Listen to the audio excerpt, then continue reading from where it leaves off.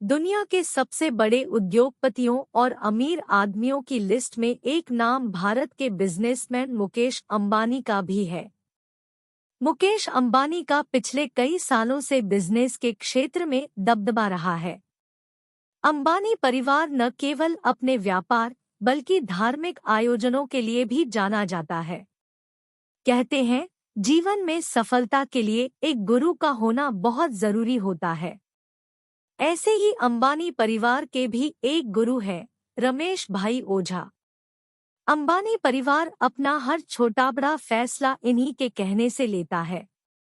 अंबानी परिवार के गुरु रमेश भाई ओझा है, जो एक जाने माने आध्यात्मिक गुरु हैं। ये गुजरात के पोरबंदर में एक आश्रम चलाते हैं, जिसका नाम संदीपनी विद्यानिकेतन आश्रम है। रमेश भाई ओझा अंबानी परिवार के साथ तब से हैं, जब धीरू भाई अंबानी अपनी सफलता के शिखर पर थे। अंबानी परिवार के लिए इनकी अहमियत का अंदाजा इसी बात से लगाया जा सकता है कि उनके हर छोटे बड़े फैसले में रमेश भाई ओझा की सलाह शामिल होती है। बताया जाता है कि मुकेश अंबानी अपने बिजनेस में कुछ भी नया करने से पहले अपने गुरु की सलाह लेते हैं। रिपोर्ट्स के मुताबिक जब मुकेश अंबानी और अनिल अंबानी के बीच कारोबार को लेकर संघर्ष चल रहा था, तब इनके गुरु ने ही दोनों भाइयों के बीच सुलह कराई थी। मुकेश और अनिल की मां कोकिलाबेन ने उन्हें इस मसले का हल निकालने और भाइयों के बीच हुए इस संघर्ष को खत्म करने के लिए बुलाया था, जिसके बाद वो आए भी और अपनी जिम्मेदारी निभाते हुए दोनों भाइयों में सुलह भी कराई थी।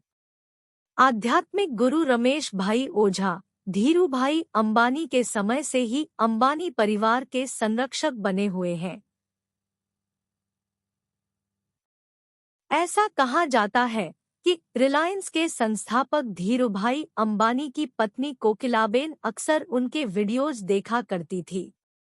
उनसे प्रभावित होकर साल 1997 में उन्होंने अपने घर राम कथा कराने के लिए रमेश भाई ओझा को आमंत्रित किया था।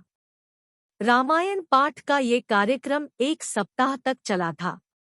इस दौरान रमेश भाई ओझा और अंबानी परिवार के अच्छे रिश्ते बन गए थे और तब से लेकर अब तक रमेश भाई ओझा अंबानी परिवार के गुरु के रूप में उनके साथ है। आध्यात्मिक गुरु के भाई गौतम ने मुंबई मिरर को बताया था कि उस दौर में अंबानी परिवार के आवास में ही रमेश भाई ओझा की राम कथा का आयोजन किया गया था। 1 सप्ताह तक चले इस कार्यक्रम के दौरान अंबानी परिवार के साथ ओझा के अच्छे संबंध बन गए थे। पूरे दिन राम कथा चलती थी और शाम को रमेश भाई के साथ चर्चा होती थी। तब से शुरू हुआ ये सिलसिला अब गुरु शिष्य के बीच के मजबूत रिश्ते में बदल गया है और अब वो अंबानी परिवार के हर कार्यक्रम में परिवार के एक सदस्य की तरह ही शामिल होते हैं। अंबानी फैमिली रमेश भाई ओझा का कितना सम्मान करती है, इसका अंदाजा इसी बात से लगाया जा सकता है कि जब जामनगर में रिलायंस ने अपनी पहली रिफाइनरी स्थापित की थी, तो इसका उद्घाटन रमेश भाई ओझा ने ही किया था। इस दौरान उन्होंने रिलायंस के कर्मचारियों को संबोधित करते हुए उन्हें कर्मयोग का महत्व भी समझाया था। जो नहीं जानते उन्हें बता दें कि रमेश भाई ओझा को आध्यात्मिक गुरु के तौर पर जाना जाता है, जिन्होंने धर्म के सिद्धांतों को व्यवहारिकता के साथ जोड़ने का काम किया है।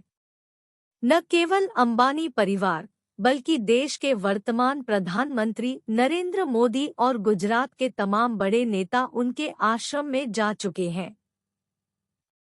जानकारी के अनुसार जब देश की विदेश मंत्री रहते हुए सुषमा स्वराज ने भागवत गीता को राष्ट्रीय धार्मिक ग्रंथ घोषित करने पर जोर दिया था, तब रमेश भाई ओझा ही उनके मार्गदर्शक थे।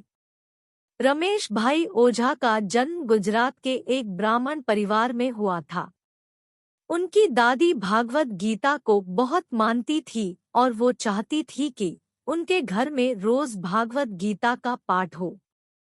दादी की इसी इच्छा को पूरा करने के लिए वो रोज गीता का पाठ करने लगे और उनकी रुचि आध्यात्म के प्रति बढ़ गई और वो आध्यात्मिक गुरु बन गए।